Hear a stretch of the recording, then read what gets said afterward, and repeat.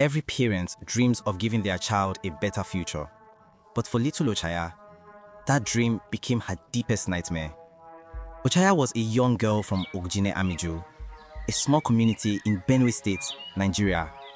She was bright, eager to learn, and had dreams of becoming something great.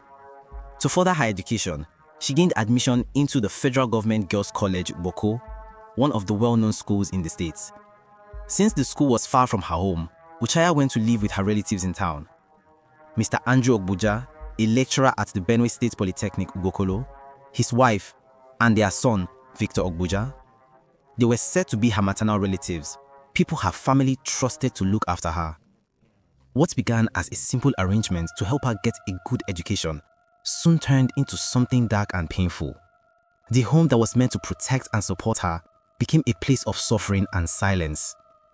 From around the age of 8, reports say Ochanya endured years of terrible mistreatment and sexual abuse at the hands of Andrew Ogbanje and his son, Victor Ogbanje, the same relatives who were supposed to care for her. What began as a home for learning slowly became a place of fear and endless suffering for little Ochanya. Back in her village, Ochanya's mother believed she had done the right thing. She thought her daughter was safe, focused on school and heading for a better life. Every month, she faithfully sent money for school fees, for food, for her child's comfort, not knowing that she was unknowingly funding her daughter's suffering. One day, the truth almost came to light. Victor's sister reportedly caught him sexually abusing Ochanya and told her mother what she had seen. But instead of taking action, the woman dismissed it and silenced her daughter. With that, the cruelty continued and Ochanya's silent pain deepened. Hidden behind the walls of a home that was supposed to protect her. As time went on, Ochanya's condition grew worse. The repeated abuse broke her body and spirit. Her once cheerful face became pale. She was always weak and withdrawn. At school, her teachers began to notice that something was wrong. One of them repeatedly urged their guardians to take her to the hospital to find out why she was always in pain, tired and absent-minded. But instead of listening, they brushed it off saying she was only pretending, that she was becoming lazy and unfocused.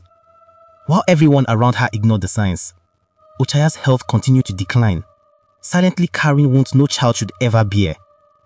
The continuous abuse left her with a serious medical condition known as vesical vaginal fistula, a painful and life-altering complication that doctors later linked to the trauma she experienced.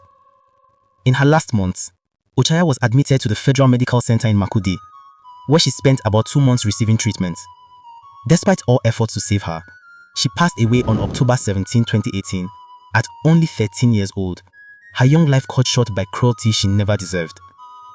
Following her death, there was national outrage, protests, and media coverage under the hashtags Justice for Ochanya.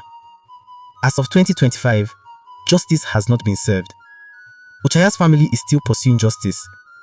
They have called on the government, the Nigerian police force, and senior officials to ensure that every person responsible is brought to account.